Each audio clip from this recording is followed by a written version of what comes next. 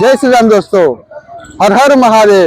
દોસ્તો આજે છે મહાશિવરાત્રી અને આજના દિવસે ભોલેનાથના જો દર્શન ના થાય એવું તો કોઈ દિવસ બની જ ના શકે. આજે આપણે પહોંચી ગયા છીએ કલોલની અંદર આવેલ પંચવટી એરિયાની અંદર હનુમાન દાદાના મંદિરે. જે જગ્યાએ ખૂબ સુંદર એવું આયોજન કરેલું છે.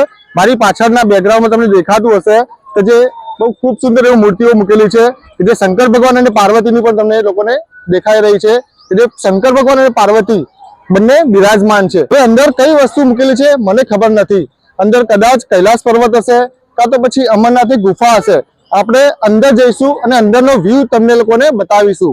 તો દોસ્તો તમે લોકો જો હજુ સુધી મારી ચેનલને સબસ્ક્રાઇબ ના કરી હોય તો પહેલા એને સબસ્ક્રાઇબ કરી દો, વિડીયોને લાઈક કરી દેજો, કોમેન્ટ બોક્સમાં હર હર ભોલે લખવાનું ભૂલતા નહીં. હવે આપણે જઈશું અંદરની બાજુ. દોસ્તો અહીંયાથી છે એન્ટ્રન્સ છે. હવે આપણે અંદર જઈ રહ્યા છીએ. અરે વાહ, એકચ્યુઅલ ગુફાનું કહેવાય ને એ ટાઈપનું અંદર બનાવેલું છે. ફિલિંગ્સ આવી રહી છે ગુફાની અંદર આપણે એન્ટર કરી રહ્યા હોય એ ટાઈપની. હર હર મહાદેવ. ખૂબ સુંદર એવું આયોજન. તમને લોકોને દેખાઈ રહી છે શંકર ભગવાનની મૂર્તિ.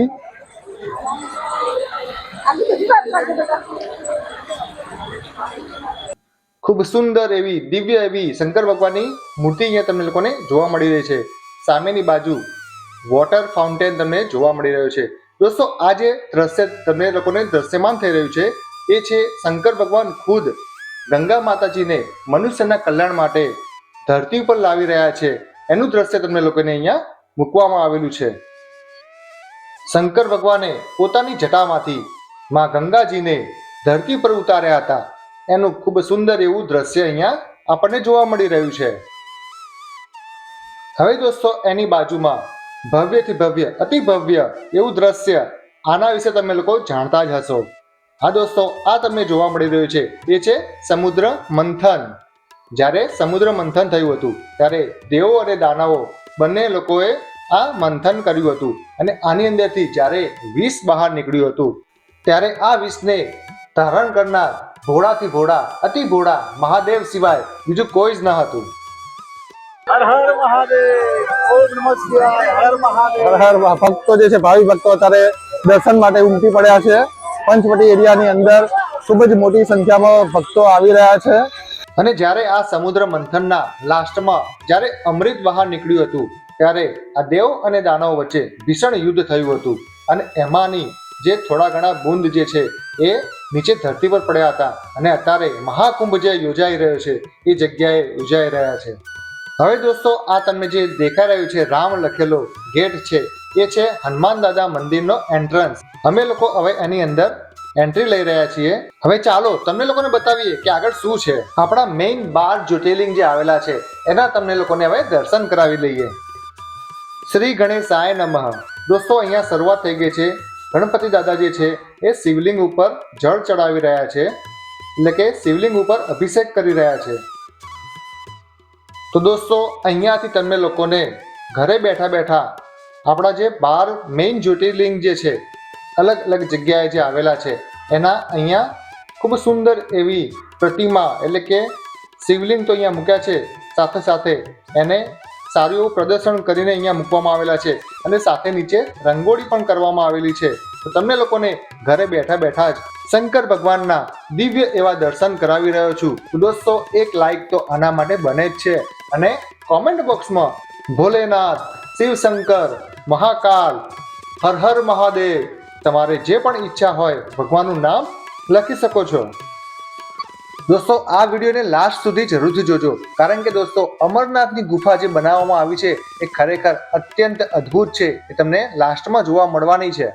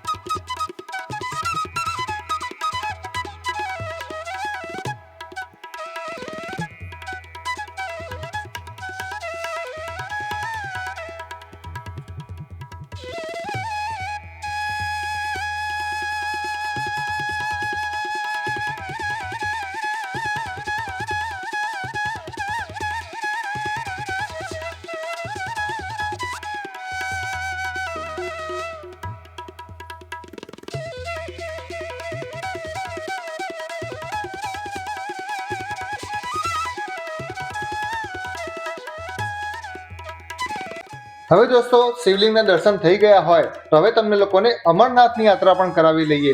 તો ચાલો આપણે પહોંચી ગયા છીએ અમરનાથની ગુફા. હા દોસ્તો, અહીંયા સેમ ટુ સેમ અમરનાથની ગુફા બનાવવામાં આવી છે, જેની અંદર નીચે બરફ પણ મૂકેલો છે, જેની ઉપરથી તમે લોકો જઈ શકો છો. આ તમે જોઈ રહ્યા છો, બરફની પ્લેટો અહીંયા મૂકવામાં આવેલી છે અને ખૂબ જ એવું ઠંડુ એટલે કે આઈસ એકદમ ચિલ્ડ જેવું લાગે છે આ જગ્યાએ. અને આની ઉપર તમે લોકો જોઈ રહ્યા છો, બાળકો ખૂબ જ આનંદથી આગળ વધી રહ્યા છે અને ભગવાન શંકરના દર્શન પણ આગળ જઈને કરી રહ્યા છે. એકચ્યુઅલ એવું લાગે છે આ જગ્યાએથી નીકળતા કે આપણે અમરનાથના જે પહાડો એરિયા ઉપર જે બરફની અંદરથી વોકિંગ કરીને આપણે દર્શન કરવા જઈ રહ્યા હોય. હવે તમને લોકોને સામે દેખાઈ રહ્યા છે ભોલેનાથનું શિવલિંગ, એ પણ બરફમાંથી બનાવેલું. હર હર મહાદેવ. ખૂબ સુંદર એવું આયોજન અહીંયા કરવામાં આવેલું છે. બધા લોકો અહીંયા એન્જોય કરી રહ્યા છે બરફની ઉપર ચાલવાનો. તમે જોઈ રહ્યા છો, નાના બાળકો તો ખરા જ, સાથે સાથે ઘરડા લોકો પણ અહીંયા દર્શન માટે આવે છે અને એ પણ બરફ ઉપર ચાલીને. તમે જોઈ રહ્યા છો સામે વૃદ્ધ લોકો પણ અહીંયા બરફ ઉપર ચાલતા ચાલતા પોતાની જે ભક્તિ જે છે ભગવાન પ્રત્યેની એ દર્શાવી રહ્યા છે.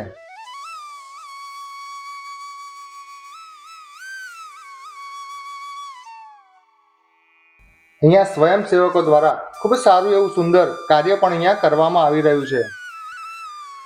આ જે છે પંચવટી એરિયામાં આવેલ રામદૂત હનુમાન દાદાના મંદિરનો પરિસર. અને આ તમને સામે દેખાઈ રહી છે એક્ઝિટ.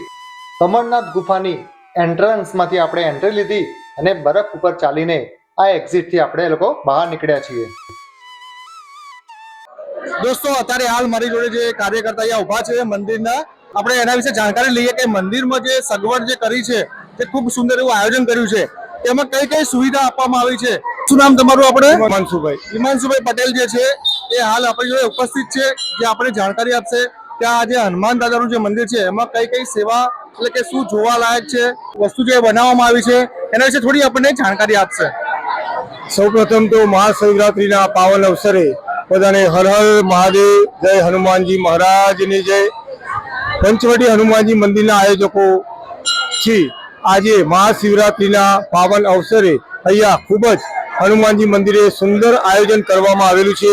તેમાં આપ જોઈ શકો છો કે શરૂઆતની એન્ટ્રન્સની અંદર સમુદ્ર મંથનનો આખો પ્રોજેક્ટ, 12 જ્યોતિર્લિંગના દર્શન, ત્યારબાદ હનુમાનજી મંદિર અને હનુમાનજી મંદિરના પાછળના ભાગે અમરનાથ ગુફા બરફ શિવલિંગના દર્શન આપ સૌને થાય છે. આ પંચવટી હનુમાનજી મંદિરના આયોજકો જે આપણી પાસે બધાના નામ નહીં રહેતા, કાંતિભાઈ, પછી આત્મારામભાઈ, વિષ્ણુભાઈ, નરેન્દ્રભાઈ, જગદીશભાઈ, મનસુખભાઈ, આ લોકોએ ખૂબ જ સુંદર આયોજન કરીને છેલ્લા 1 અઠવાડિયાથી આ સુંદર આયોજન કરીને પંચવટીની જનતા નહીં પરંતુ સમગ્ર કલોલની જનતા અહીંયા આજે દર્શન કરવા માટે આવે છે. દોસ્તો, ખરેખર જે આ સ્વયંસેવકો જે કાર્ય કર્યું છે ખૂબ જ સુંદર કાર્ય કર્યું છે. તો પંચવટીની જે એરિયાની જે આપણે જેટલી ભાવિ ભક્તો, આપણા હનુમાન દાદાના ભાવિ ભક્તો છે, શંકર ભગવાનના ભાવિ ભક્તો છે અને કોઈ પણ ધર્મના જે આપણે હિન્દુ ધર્મના ભાવિ ભક્તો છે, દરેકને અહીંયા આવવા માટે નિમંત્રણ આપવામાં આવે છે. આ પ્રોગ્રામ કેટલા દિવસ ચાલશે? 3 દિવસનો પ્રોગ્રામ ચાલવાનો છે. તો ખરેખર તમે લોકો આનો લાભ જરૂરથી લેજો અને અહીંયા પધારજો. અને ખૂબ સુંદર એવી સેવા જે આ લોકો કરી રહ્યા છે. સગવડ બહુ સારી છે. ભીડ તમે જોઈ તમે લોકો પણ એમાં કોઈ જાતની ભીડ આપણને લાગતી નથી.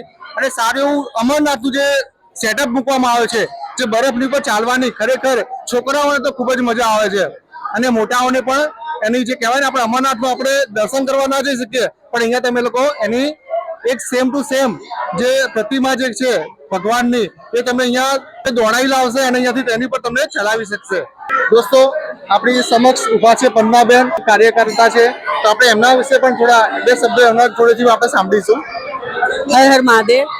પંચવટી વિસ્તારના હનુમાનજી મંદિરની અંદર દરેક તહેવાર મનાવાય છે.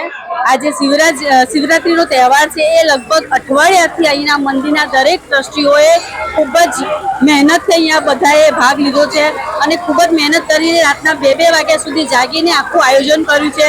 અહીંયા આખો શંકર ભગવાનનો ખૂબ જ વરઘોડો, બરફનું શિવલિંગ અને ખૂબ જ રંગોળી, અમે પણ ખુદ અહીંયા મહિલાઓએ બધાએ રંગોળી કરીને આ મંદિરને ખૂબ સજાવ્યું છે અહીંની પંચવટીની જનતાએ ખરેખર અહીંયા બધાને અહીંયા જાણે બધા ભાવ વિભોર થઈ ગયા છે અને બધા જાણે ભક્તિના રંગમાં રંગાઈ ગયા છે અને બધાને બાળકોને તો અહીંયા બરફમાં ચાલવાની ખૂબ જ મજા છે.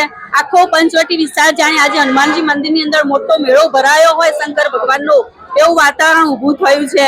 પંચવટી કલોલના દરેક મંદિરના ટ્રસ્ટીઓએ સરસ અહીંયા બધાએ ખૂબ જ મહેનત કરી છે, તો અમે એમનો બધાએ ખૂબ ખૂબ આભાર માનીએ છીએ. જય હર હર ભોલેનાથ. દોસ્તો આપણી ચેનલ પર ઘણીવાર આપણે હનુમાન દાદાના દર્શન કરાવેલા છે, અહીંયા ઘણા ફંક્શન થયેલા છે, આપણી વિડીયોમાં પણ આપણે મૂકેલા છે. આ એક નવું અલગ ટાઈપનું આ ફર્સ્ટ ટાઈમ લગભગ આ જે કહેવાય 3 દિવસનું બીજું વર્ષ છે, પણ આજે ભવ્ય જે દેખાયું છે આ વખતે એ આ ફર્સ્ટ ટાઈમ મેં જોયું છે. પણ ખરેખર ખૂબ સુંદર એવું આયોજન કર્યું છે જે તમે ટ્રસ્ટીઓ જે લોકોએ અને જે સ્વયંસેવક વગર આ વસ્તુ શક્ય નથી. દર વર્ષે દરેક તહેવારોના ખૂબ જ નવીનતા લાવીને આયોજન કરવામાં આવે છે. તો દોસ્તો અહીંના બધા ટ્રસ્ટીઓ બધા એજન્ટ છે છતાં પણ યંગ જેવા બધા એ લોકો કામ કરે છે. વાત સાચી છે. તો દોસ્તો તમે લોકો અહીંયા આવો, ભાવિ ભક્તો બધા અહીંયા પધારો અને ભગવાન શિવ શંકરનું અને હનુમાન દાદાની જે કહેવાય પ્રાર્થના અર્ચના અહીંયા તમે આવીને કરી શકો છો. બસ તો દોસ્તો